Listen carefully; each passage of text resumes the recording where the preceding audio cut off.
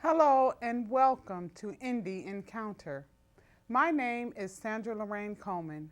The mission of our show is to give independent performers and artists access to as wide an audience as possible, and to give you, our viewers, a window into their art, their artistic process, what makes them tick as human beings, and why they have chosen their particular avenue to connect with the world.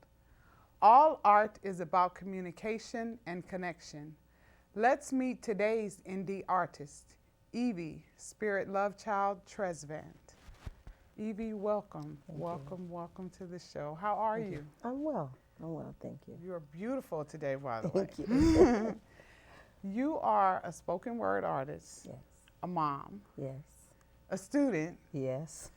How do you juggle all of that? Well, I used to tell people, because I have 6 children, Right. that you have to be a little bit crazy to have that many anyways.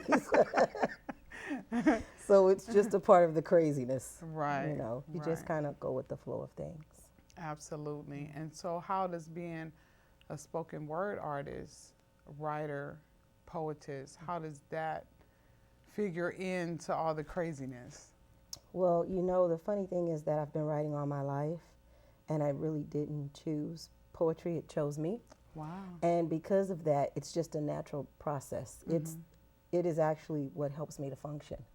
Wow. If it wasn't for being able to do spoken word or to write poetry, I probably wouldn't be able to function as well as I do, because, there's stories that come along. Kids do something crazy, that's a poem. Right. Something happens, that's a poem. So it helps. Right, that's process. fuel for the art. Yes. Yeah, absolutely. So when you are inspired or something compels you to sit down and write, what is the process? Do you just stop what you're doing, or do you take time out during the day to write? How does Evy get it out? It really depends. Generally, it doesn't take me more than 15 minutes to write a piece. Wow. And it depends on how I'm inspired to write it. There have been times where I've been waking up in my sleep, so I'm writing. At one time, I woke so many times I just stopped. I got too tired, didn't want to turn on the light anymore, so I started to write in the dark. Then there were other times where I'm driving, and so my oldest daughter became my secretary. She would write as I would say, okay, write this. So it just comes at intervals, and it comes at different times. I can't really explain it to you. It's just when it comes, I have to release it. Right, exactly, and you don't have to explain it to me. Yes. Yeah, I understand totally what you're talking about, because I've been awakened in the middle of the night. I've used my daughter as a secretary. I'm driving down the street, write this down. Exactly. And she can't get the pen fast enough because it's coming out. Exactly. But, that's, again, all a part of the process, and everybody's process is different. Exactly. Sometimes I know, or do you ever get any pieces that take more than 15 minutes? Like you get a piece here and a piece there, and then I've had pieces that take maybe a year, because it's just, They come. Yeah. What generally happens for me in that aspect is I may get a phrase or I may get an idea, and I don't write it until it comes in its completeness. For example, I have 2 plays in my head right now, and I have a poem, and the only thing I've gotten from it is We Are Children of the Diaspora. I have not written anything on it because I haven't gotten the whole thing. Right. But generally, I don't write it until it comes in its completeness. Right. I just keep it stored in my head. Wow, like a computer. Yes. What a memory. Mine doesn't work that good. I have to write everything down, but everybody's process is different, and I guess that's what makes us unique, and we have our own voice. Now, explain the Spirit Love Child, because I love that. Thank you. It came to me actually during my divorce. I kind of went through a lot during the divorce, depression and different things.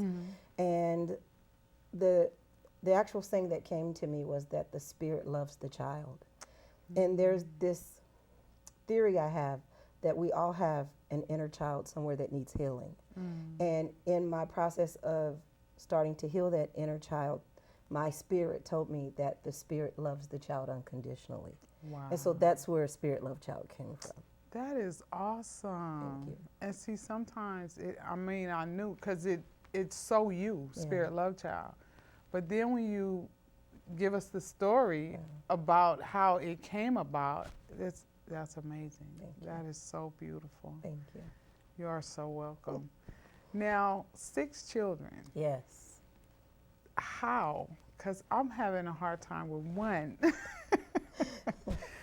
Explain that. Well, because I told you have to be crazy to have that many in the first place. Right. I raised them for a majority alone. My oldest is 23. I have a 19-year-old, a 17-year-old, a 16-year-old, and 13-year-old twins. And I'm a sort of out-of-the-box kind of mom. I'm a big kid myself, and I kind of run my home like a business. We vote on everything, and I believe in kids having a voice. So if I decide to paint the living room, we vote on the color. Right. We vote what we're going to eat. Now, I have the right to veto in case things don't work out. Mama vetoes, but I do allow, at least give them a chance to voice their opinion. Right. And so I've been blessed to have a really great group of kids and very wise. Sometimes they amaze me. They really do. So it lets me know that I'm doing a good job. Absolutely, absolutely. And I would have to say, as a mom myself, that part of the reason that you are able to do the good, nurturing mommy thing is because you are an artist too. I think so, yes. And so you're a very balanced human being yourself, which enables you to create balanced human beings. I think artists are special people because they have to work out all sorts of things. Yes. The job, school, home, you know, everything, and then still be able to be creative. Yes. So I commend you. Thank you. I commend you. And I told my mom when I had my daughter, I was like, hey, you did this 3 times? Exactly. Girl, you did it 6. I'm like, I'm bowing down. But I know they're all beautiful, and your kids are in school as well. Yes. Your daughter's in college. Yes. My daughter attends the University of Central Missouri. My oldest son attends Pierce College. So, you know, I think I've done pretty good with them. I think you have too. I think you have too. Congratulations. Thank you. I know you had a happy Mother's Day. Yeah, it wasn't always easy. I used to tell, especially with my daughter, I say, one of us is not going to make it 18 years. You know, because she has a personality all her own. Right. And then when you have that many, you're dealing with their different personalities. But of all my children, she's the one that is, how can I say, she's different. She's they're very different, but I love that about her. Right, right. And it's funny how they can become people we don't like to women we absolutely love. Exactly, and adore. Exactly, because I tell my daughter, oh, I want to be like you when I grow up. Because I'm like you, I still got the inner child thing. Exactly. I'm trying to keep it. I'm trying too. to stay here as long as I can. Yeah. You know, so and thank you so much for sharing that, because a lot of people don't know what an artist has to go through to be an artist, and it's not easy. We don't think like everybody else. We don't function like everybody else. True. So, and I know you've written a book as well. Yes. The book is called Passages. I wrote the book back in 2007. And I have a couple of other books that I'm working on. One is just a saying, because I have all these sayings that come to me all the time. Right. So a friend of mine is like, Evie, you should write a book just on sayings, like a self-help book. Right. And then the other book, I've changed the title like 3 or 4 times. At first it was Blue Notes, Jazz Tones, and Soulful Songs. Then it was When All Else Fails, Write, because to me, writing is my therapy, my sanity. Right. It's in my opinion, the only thing I think that I can do very well without even a second thought about it. Right. So the book Passages, we did it in 2007. What I tried to do is give a span of the different genres of writing. There's love, general poetry, love on the flip side, because things are not always perfect. Exactly. Yeah. And then inspirational. Right. That sounds wonderful. Now, you named a couple of other titles. I think those are all great titles for books, and you should use them all. Thank you. So that means you have to write all of those. I will. And if you would please share a piece with us right now. Okay. Okay, I think I'm going to do Let Me Introduce You to My Pen. Okay. It's a alliteration piece, and I use all letters of the alphabet. She reaches into the abyss, anointed by angels, announcing affinity with amazing ability. She is bold and beautiful and bounces off pages with benevolent brilliance, bursting like clouds colliding cadence cast in evergreen gardens.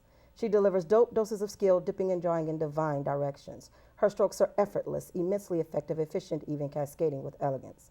She entrances furious flames of fervency, where she is fierce and fresh like fire and glides with precision with godlike images. She's a heavyweight, scribing harmony with heavenly visions. She is indigo intensity, immersing in infinity with impeccable ability, I'd say genius even. She jolts words like jazz notes off keyboards, jading, jabbering, jumping off sheets like beats into the souls of anyone who listens.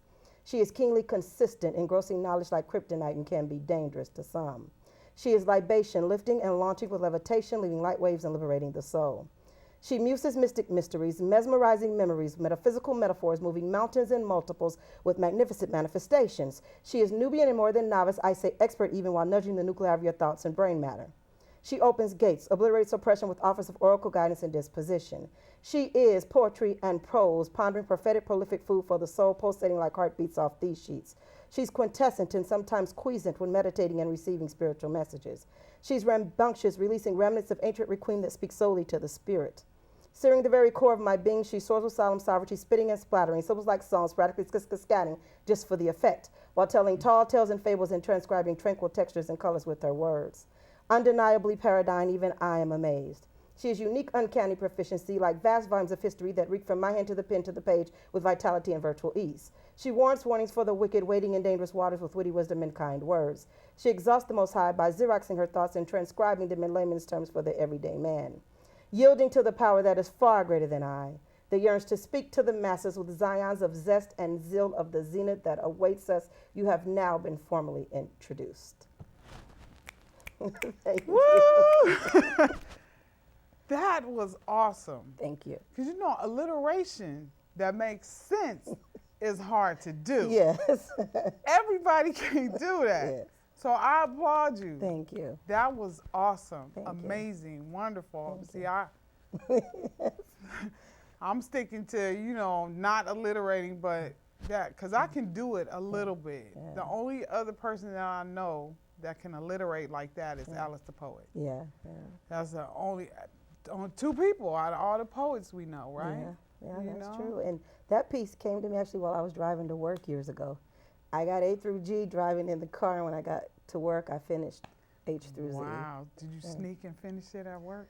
Well, they kind of had gotten used to me at work. I get in these kind of trances sometimes, and when I get in that little trance, it doesn't take long, and they can't tell if I'm working or if I'm doing my poetry. It was one of those. But if you're doing poetry, you are working. Yes. It's still work. Exactly. Maybe not the work they want wanted you to to do, do. but it's Exactly. still work. Exactly. Wow, that is amazing. That Thank was you. a beautiful piece. Thank you. And that was one of those, like you said, a trance. Was that like a 15-minute piece altogether? About 15 minutes? Yeah. Yeah. I would say give or take 15, because you know it takes time. We were on the freeway when we wrote it, and it just came. And you know, like you said, your daughter couldn't get the pen fast enough. Right. I'm driving like, Mahogany, hurry up. That's my daughter's name. I'm like, hurry up, hurry up. This piece is coming. She's like, Mommy, I can't write fast enough, and then she couldn't spell some of the words. So Right. I was like, just write whatever, and I'll fix it when I get to work. Exactly. Yeah, because you can pretty much figure it out. Like if you see a little hint of what you Exactly. said, yeah, you can get it back. But you know, sometimes, and I've lost some of the best thoughts because I couldn't pull over fast enough. And the True. thoughts come. Sometimes they come like that. Yeah.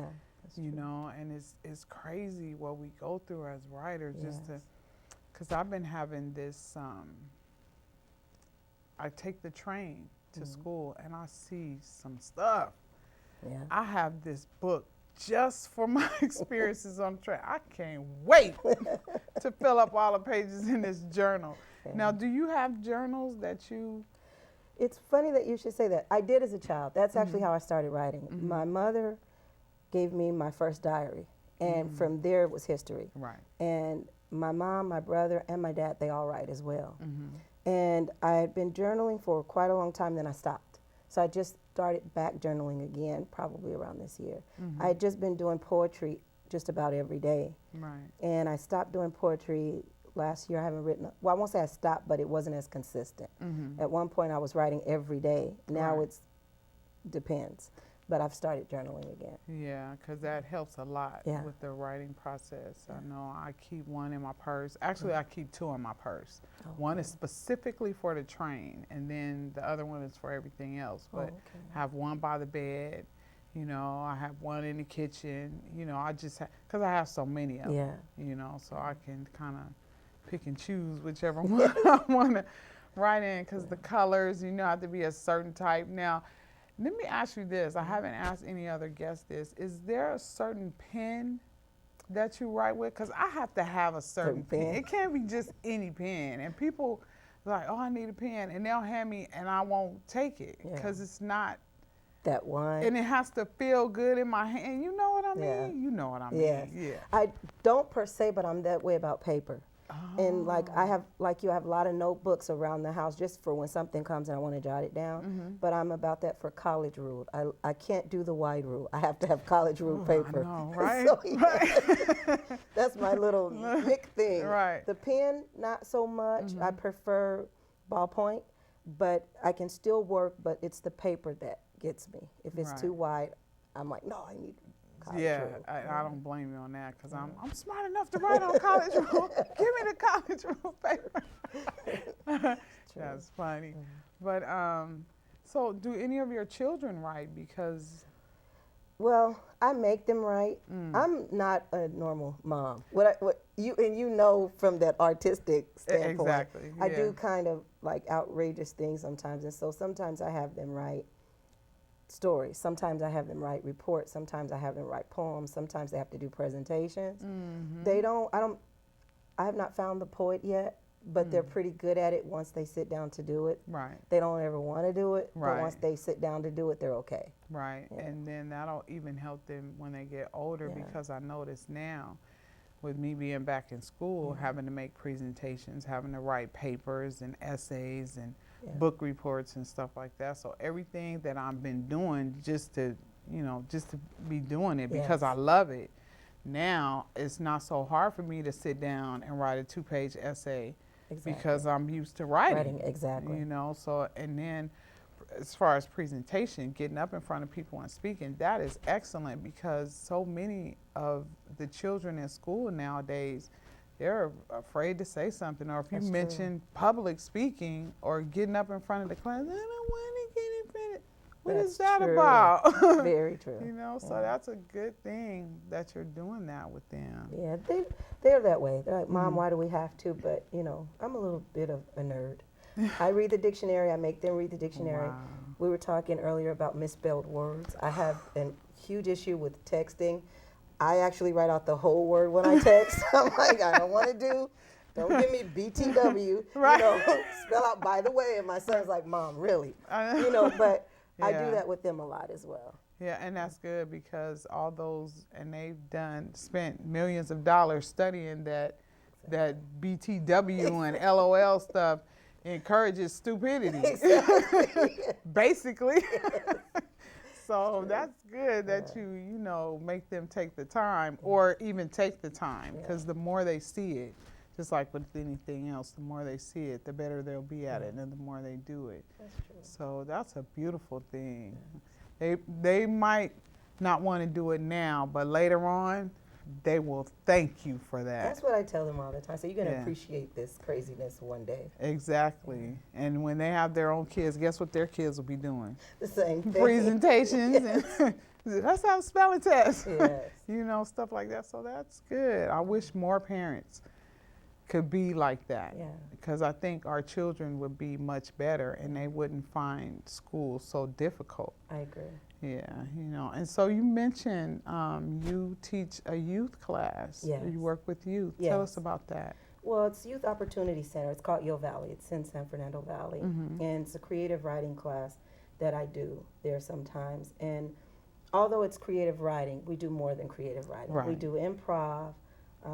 We have counseling sessions. We do this thing, I don't even know what to call it, where we just have words, and I'll tell them, okay, give me a color, give me a stone, give me a type of metal, give me an emotion, and then once they get all of those words together, I go, okay, write a poem. So they have 2 minutes to write a poem with all the words that they found.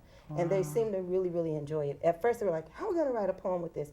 And so I gave them an example. Right. And then once they figured out how to do it, it was a lot of fun. Right. But I've really enjoyed that.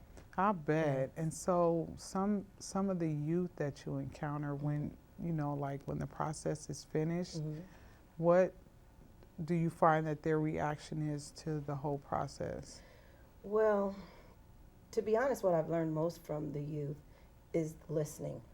They really want someone to listen to them. And we as adults sometimes forget that we were once their age. And we always have advice, but sometimes it's just best to listen.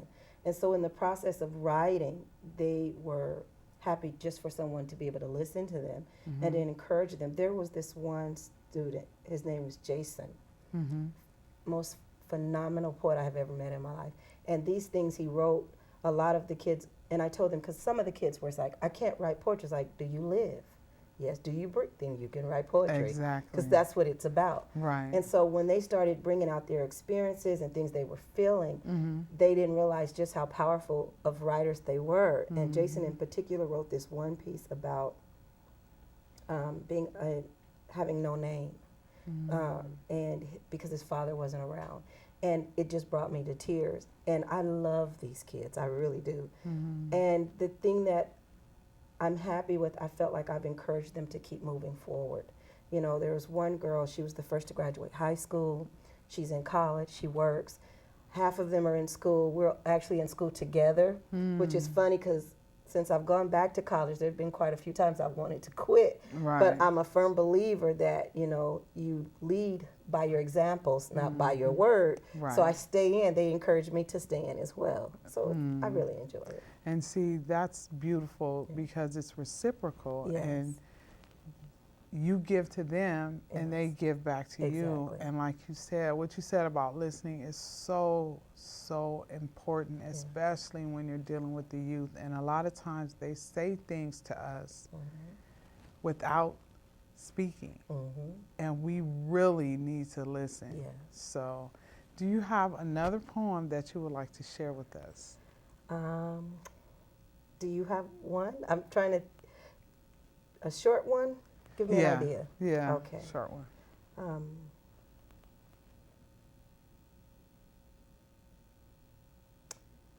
Let's see. I think I will do stretch marks. Okay. I wrote this piece in honor of Jeanette Gonzalez. I don't know if you know Jeanette, she's one of the poets. But we were at a poetry event and she was talking about learning to love. Originally I thought she was talking about her mom, this person.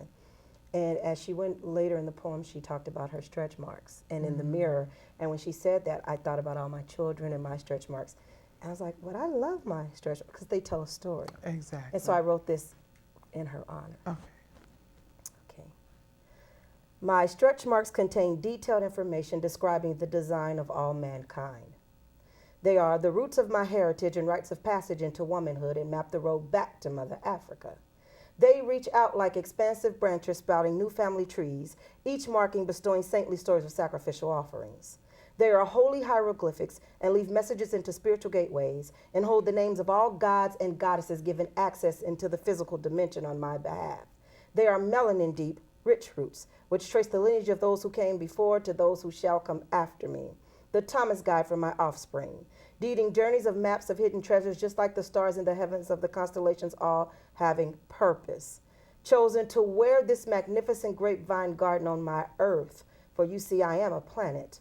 Harvesting seeds and spitting forth beautiful forms of life from my Nigerian river, I am the canal used for producing miracles. A walking body of art, one of the 7 wonders of the world, and a missing link to the key of life, and I shall wear them proudly. Woo! That was beautiful. Thank you. I got them too. Look, y'all want to see? Yeah, I'm really keen into empowering women and empowering young girls. That is probably where a majority of my writing comes from, to be honest with you, is that I think that for too long women, we have voices that have not been heard. Right. And we live in a society, unfortunately, where we are not encouraged to have our own self-confidence and to be secure and to just love ourselves. There's always this outside image that tells you that you're not good enough. Right. And my thing is, no, not only are you good enough, but you're better Right. than good enough. Yes. And so those are kind of where some of my poems, a majority of my poems actually come from. Well, that was so beautiful. Thank you. And I feel so good about you. my stretch marks now. So you just empowered me. Thank you. So thank you very much. Thank you so much for coming to the show today. Thank you It was for having wonderful me. to have you. And just, I knew it would be. Thank you. Thanks for having me. I You had a are ball. so welcome. We have to have you back. Okay. So, and the information about your book and where to contact you is going to roll on the credits. So Okay. the audience will know. Okay. And contact her. Invite her. She's the bomb. Thank Okay. you. This has been Indie Encounter, a journey into the world of the independent creators of art and artistic communication. We want to thank today's guest, Evy Spirit Love Child Trezvant, for sharing her poetic gift with us. If you want to find out more about today's guest, check her out online. Type Evy Spirit Love Child Trezvant or Spirit Love Child into your internet browser. Check out our website here at PasadenaCommunityNetwork.com and select the Arroyo channel.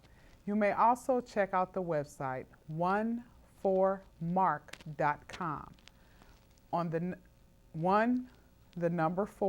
4mark.com for additional contact information.